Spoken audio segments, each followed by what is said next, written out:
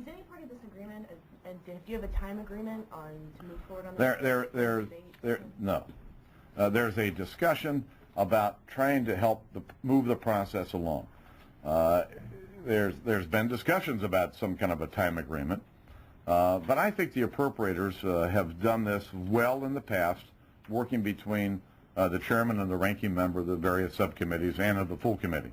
And I would hope that they would continue to work together. I will work with our Republican members in ensuring that they have the time they need to make their arguments about the level of spending in these bills.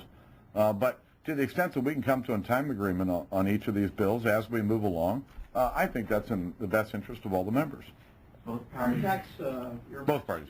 On the tax earmarks issue, last year there seemed to be some dispute over whether there was such a thing as tax earmarks, and then whether they should apply to 1 or to 10 things. Does that mean there's now consensus on those issues within your conference? I probably not. It's very difficult to determine where the level of an earmark is in a tax bill, whether it affects 1, whether it affects 10 people or affects 100 people.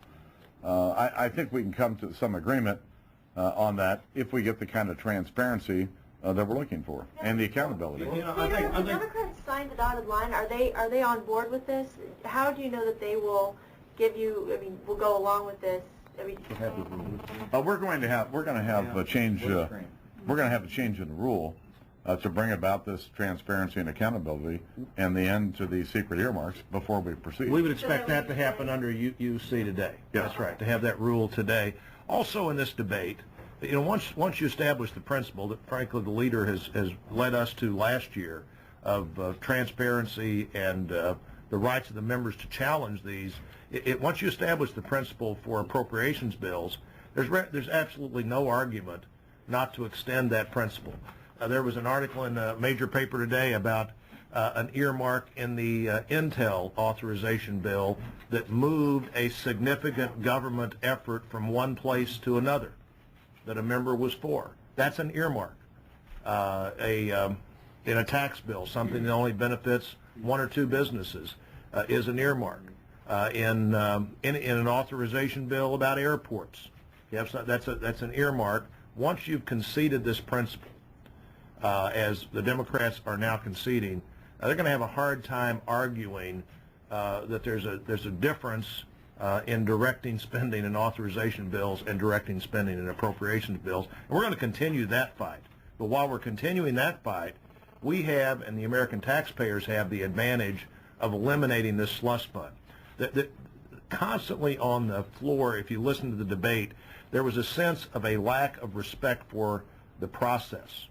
That somehow debate wasn't important if one member would decide what the right list was and post that on the internet, and others could respond on the internet, that was somehow equal to every member of the Congress being able to debate these issues on the House floor. That was wrong. We won, and it was an important victory for us, for you, and for the American taxpayers. Both parties talk about fiscal responsibility and about the message of last November's election. Yet Chairman Obey says members have come to him with 33,000 earmark requests. So how are the American people supposed to think that anyone has gotten any message? Well, you know, that's actually a different debate about whether earmarks increase or decrease spending. If you look at their increase in spending in this year's bills of $110 billion or so dollars, and our holding the line on the non-security parts of discretionary to at or below the rate of inflation for 3 straight years, there's a huge difference there. We increased spending at below the rate of inflation. They're increasing spending by 13, 14, 30% in some of these bills. You and I can both figure out what that difference is, and we're both going to be. I'm going to be talking about it, and I hope you are too. There's a difference in a 2 or 3% increase and a 30% increase or a 14% increase, and that's the difference in what we did on these issues the last 3 Congresses and what they're proposing to do in this Congress. Last question. The bill that has the 30% increase is the Milcon VA bill, which is coming up tomorrow. And the president said, I'm going to veto the veto bills that taken together plus my budget.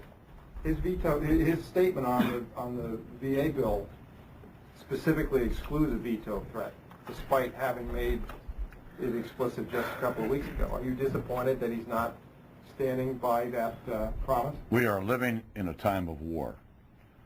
The President, as the Commander-in-Chief, has sent young men and young women to fight this war, both in Afghanistan and Iraq.